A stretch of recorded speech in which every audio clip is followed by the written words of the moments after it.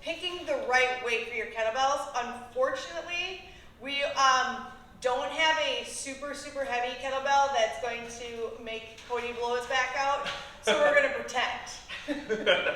So we are going to go through a few issues that we see commonly, and hopefully that can help correct some of your kettlebell swings. Yep. So Cody is going to demonstrate with this really big 18-pounder. And most of the time people grab the weight that they choose that they feel like it's going to help them save their backs, okay? So right here you're going to see him demonstrate a kettlebell swing where he's not using his hips, but he's using all shoulders. So picking up that kettlebell nice and steady, looking real pretty. So he's getting a really good shoulder workout, but he's not getting the concept of a kettlebell swing, okay? Kettlebell swing, again, we want to make sure that we're using our hips, our core, and we have drive with our glutes. So he's going to pretend like this kettlebell right here is way too heavy for him.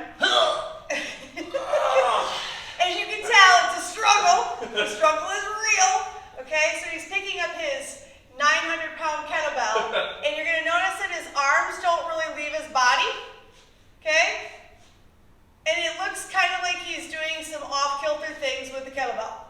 All right, so again, not exactly getting any stretch in his hamstrings whatsoever, okay? And he's not propelling that kettlebell away from him. So now, we're gonna talk about timing. Yep, so timing is extremely important in our kettlebell swings. Most people, when they're learning swings, will start to feel it in their back. And the reason being is they're mistiming absorbing forces or the weight from the kettlebell. So what we mean by this is we'll start with without a kettlebell is Tracy's arms, picture her holding the kettlebell, so she will start to break her hips while her hands are still away from the hips, all right? So then as she absorbs and gets in here, then what you'll see happen is those arms will start to come away from the hips before she's actually starting to create some drive with those hips. So what we need to have happen is when you're up top, you need to wait with the hips and not break them until those hands come down to the hips. So we use those glutes and hamstrings to absorb. And then on the way up, those hands should stay at the hips until you actually hit full extension in those hips to create some drive for that kettlebell to swing. All right? So Trace will demonstrate this a little bit. All right? There you go. So you notice she waits to break the hips until her hands are down at her hips, and then her arms do not leave her side until she finishes that drive and she gets full extension in those hips, and that's what's actually propelling that bell forward, not the fact that we're just shifting our center of mass around or tipping forward. As soon as you start to mistime this, our back will take all the load to create any acceleration or deceleration of that kettlebell, so acceleration being up, deceleration down, all right? And then you get kind of weird things going on.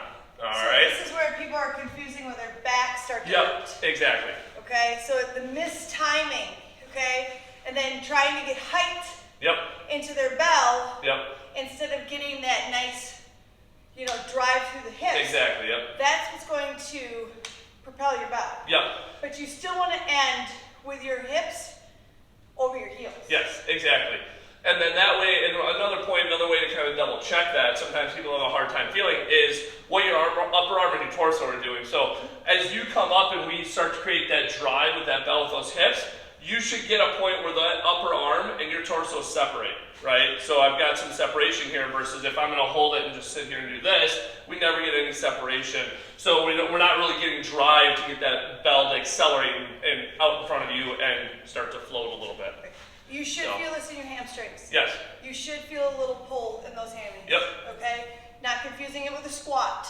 Correct. Okay? So we want to make sure that we are helping you with the power of a kettlebell swing. Because again, this is a power move for those who don't do Olympic lifts and things like that. So exactly.